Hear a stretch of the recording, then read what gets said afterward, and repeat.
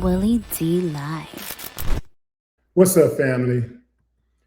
Dr. Candice Matthews and Quanell X confronted an uncivilized mutt masquerading as an attorney, Michael M. Phillips, after he allegedly used the N-word several times while in court against opposing counsel, as the judge just sat there and said, hey, oh, you in contempt of court, gonna be a contempt of court. Anyway, fam, straight up challenged him, say it in front of me. Say it, I dare you to say it. I triple dare you to say it. He wouldn't say it. Check it out, fam. Tell me what you think about this. The nigga right here. Yeah, that's your ass. So you don't want like saying the N-word, right? Like call people niggas. You gonna call it N-word today? I bet you won't call in front of a black man like that. I bet you won't call me no nigga. Let me help you. You call a black woman N-word, call me that. No, call me that. I dare you to do it. And I swear for God, I'll make you taste the ancestors. Me too. You a coward. Call that black woman the N-word. You a real coward, man. We'll catch you inside. Now, go ahead. Go right ahead. Go ahead. I guarantee you wouldn't do it in front of me. Come on. I know. In fact, I know you won't. Say the N-word in front of me. Come on. Go on in there. And I'll give you a taste of everything for the ancestors. Say it. Say it in front of me. I dare you to say it. It's Quanell X, but you'll learn it real well today. Yeah. Say it. I bet you won't say N-word in my face. See, you talk to black women like that by themselves. You intimidate black women by themselves. But a black man, you won't open your goddamn mouth. I dare you to say it. That hearing aid. I dare you to say it. With that hearing aid in your shit, get your old ass in there. Run around here with your bald head ass, you old spike little face looking bitch. But I ain't playing with you.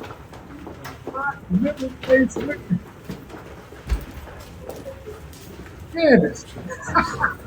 Hey, Broadway, look here, tell Judge Bradshaw we're not bringing it into that courtroom, okay? All right.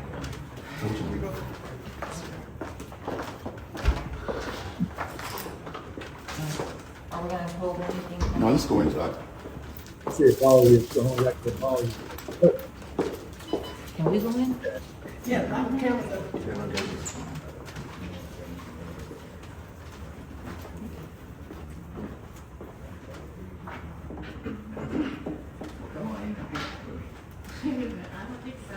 No.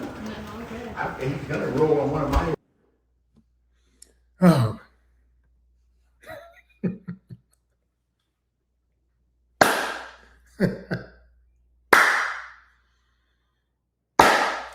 I ain't got no problem with that. That's how you check a coward. Family, I don't know what it is, but there's a phenomenon going on.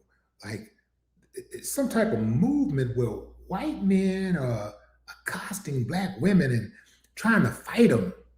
Like you see it all the time. Talking, getting up in their faces, talking real reckless. You know, they talk really, really reckless. What's up with that, white men? Let me appeal to the white men that watch the channel faithfully, who rock with me for real, not the ones that's ear hustling, not y'all. I'm talking about the rest of y'all. Man, what's up with that? I mean, I'm sure they tell you what's going on. What's going on with that, man? What do you think that is? What does that have to do with? I'm gonna tell you what I think. I'm gonna tell you where I think it comes from. I think it comes from slavery. I think it comes directly from slavery. The fact that white men used to be able to just have their way with black women. And then it came down to a point where black women would say no. And then it came to a point where black women would say no, and they had to respect it or go to jail or get charged for rape. Yeah, because they was just having their way for a minute, doing whatever they wanted to do. And then next thing you know, they can't do that anymore.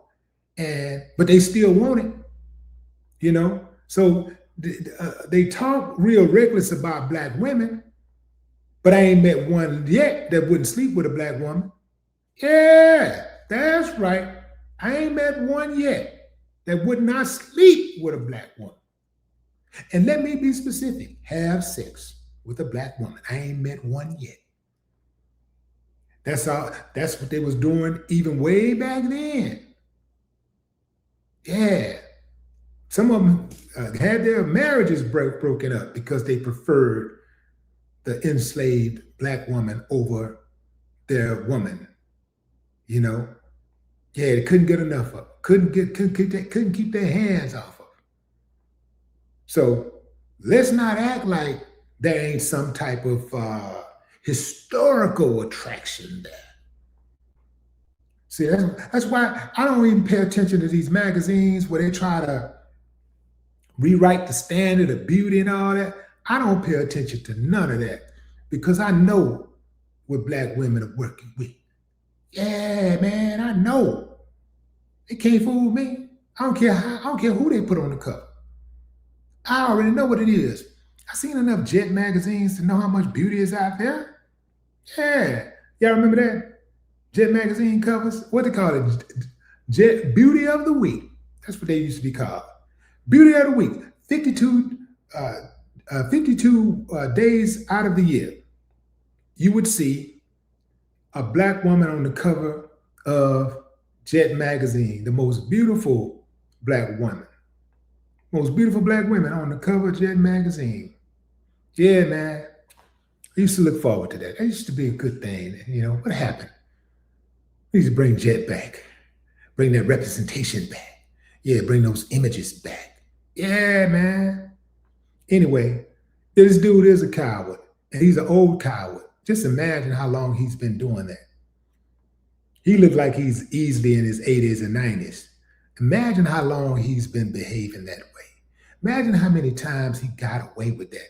The dude openly used the N-word, not just in public, but in a court of law, and continued to use it. He wasn't just in a court of law, fam. He was an attorney, an opposing attorney in the court of law. He was presenting a case. He's arguing a case, and he's using the word. And on top of that, he's being told by the judge, don't do that. You can't say that. And he continues to say it. Do you know the level of comfortability you have to do something like that? See, makes me want to look at the judge a little closer. You know, like what kind of judge you got there, boy? Well, you thought you could be that comfortable to say something like that in the judge's courtroom. But not just that. You know all of that stuff is going on record. What kind of clients you got? Who you represent? What type of clients are you representing that are okay with that type of language? A lot of them are. Yeah, fam. You got to look at his client list. I can guarantee you a lot of them are. But I wouldn't be surprised also if he didn't have a few coconuts that he was representing. I'm not just talking about just regular black people. I'm talking about coconuts. Brown on our side, white on the inside. Yeah, I wouldn't be surprised. This dude is one of the worst of the worst. So let me give y'all a little bit more context here. So according to this report, this article that I saw on HoustonStringer.com, organizers and court transcripts referenced during the event, the racial slur was allegedly used multiple times in open court in the presence of opposing counsel, court personnel, and the presiding judge. The transcript shows Judge Chad Bradshaw warning Phillips that continued use of the language could result in contempt sanctions. Could result. How about he just hit him right there off the top? How about just hitting him off the top? Anyway, during the confrontation outside the courtroom, Quanell X accused Phillips of intimidating a black woman during the hearing and challenged him to repeat the language in front of him. At one point during the exchange, Quanell X stated, "I swear to God, I'll make you taste the ancestors." The confrontation drew attention from supporters, media members, and others gathered inside the courthouse. When asked by reporters if he would like to comment about what happened, Phillips stated he was not allowed to make a comment at the present.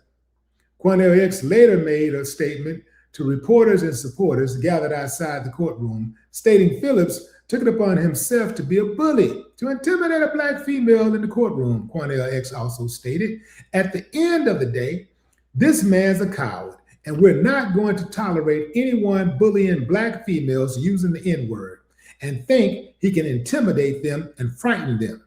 The activists called for a formal public apology from Phillips, a full investigation by the State Bar of Texas, and disciplinary action that could include revocation of his law license.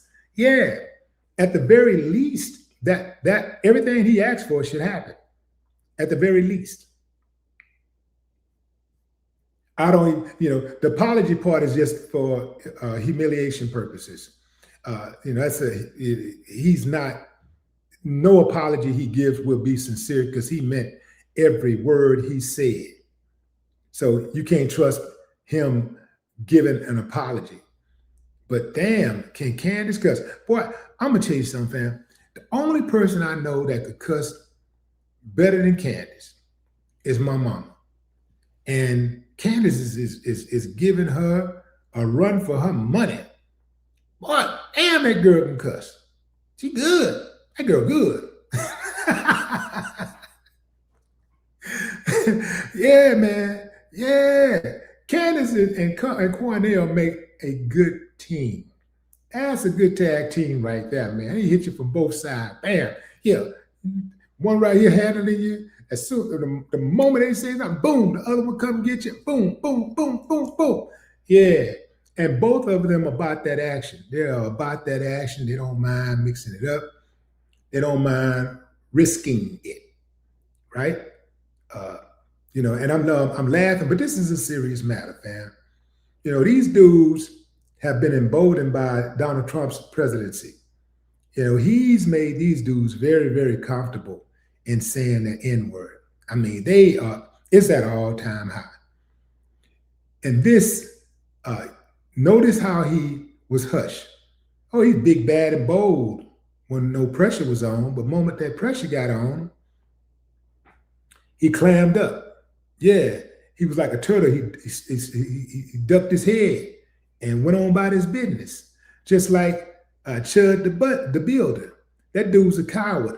I can guarantee you he's in jail right now, being the coward that he is, triple dare to say the N-word. I can guarantee you he ain't saying the N-word right now. Yeah, so the attorney, Michael Phillips, was pretty much doing an impersonation of Chud the builder in jail, because we know anybody that's ever been in jail know how that go.